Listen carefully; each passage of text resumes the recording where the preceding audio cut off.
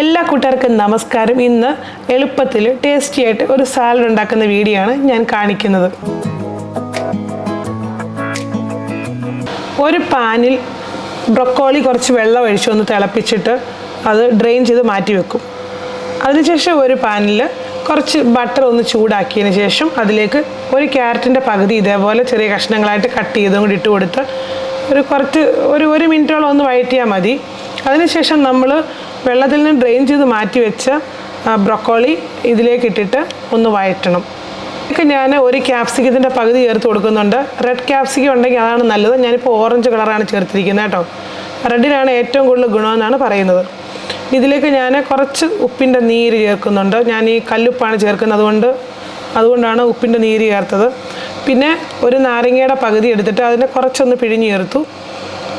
അതുപോലെ ഒരു white onion അതിൻ്റെ പകുതി ഇതേപോലെ അരിഞ്ഞതും ചേർത്ത് കൊടുത്തു. ഇനി ഇത് നല്ലതുപോലെ ഒന്ന് വഴറ്റി, ഒരുപാട് നേരമൊന്നും വഴറ്റണ്ട കേട്ടോ, 1-2 മിനിറ്റൊക്കെ വഴറ്റിയാൽ മതി.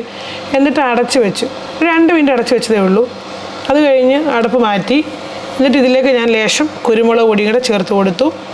എന്നിട്ട് നിങ്ങൾ നോക്കിയിട്ട് വേണമെങ്കിൽ ഉപ്പ് വേണമെങ്കിൽ ചേർക്കാം. ഉപ്പൊന്നും അധികം ചേർക്കാതിരിക്കുന്ന ആ സാലഡിന് നല്ലത്. ഞാൻ ഇതിലേക്ക് ഒരു തക്കാളി കുരുവെല്ലാം കളഞ്ഞതിന് ശേഷം ചേർത്തു. ഉടൻ തന്നെ ഓഫ് ചെയ്തു.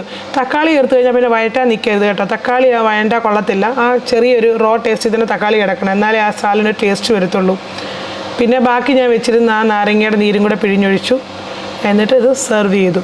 നല്ല സൂപ്പർ ടേസ്റ്റുള്ള സാലഡാണ് കേട്ടോ.